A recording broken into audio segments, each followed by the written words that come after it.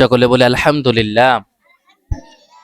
মহান আল্লাহ পাক রব্বুল আলামিনের দরবারে লাখ কোটি শুকরিয়া যে মহান মালিক আজকে আমাদের ১৩ রোজায় আমাদের সকলকে সারা দিন রোজা রেখে ইফতারিগুলিকে সামনে নিয়ে বসার তৌফিক দান করেছেন।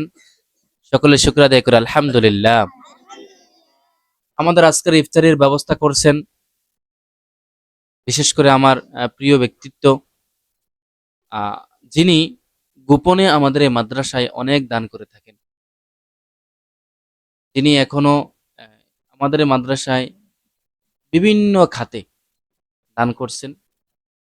এই যে রমজান মাসেও উনি আলহামদুলিল্লাহ দান থেকে কিংবা বিশেষ সোয়াব থেকে বঞ্চিত হয় নাই। বলেন আলহামদুলিল্লাহ।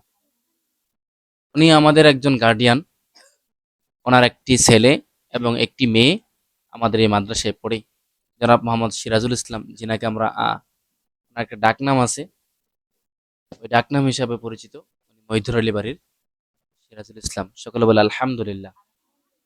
আল্লাহ ওনার ছেলে এবং মেয়েকে যেন হক্কানি হাফেজ, হাফেজা, আলেম, আলেমা হিসেবে কবুল করেন। বলে আল্লাহুম্মা আমিন।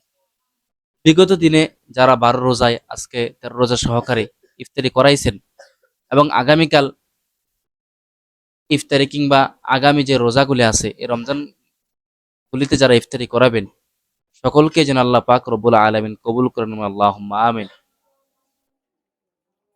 যাদের আত্মীয় স্বজন অন্ধকার কবরে চলে গেছে, আল্লাহ পাক রব্বুল আলামিন সকলের কবরগুলিকে যেন জান্নাতের উচ্চ মাকাম দান করবেন। আল্লাহুম্মা আমিন।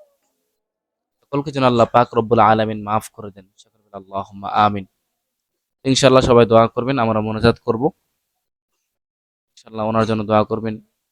বিগত দিনে যারা ইফতার করছেন, ইফতারে দিয়েছেন, ওনাদের জন্য দোয়া করবেন।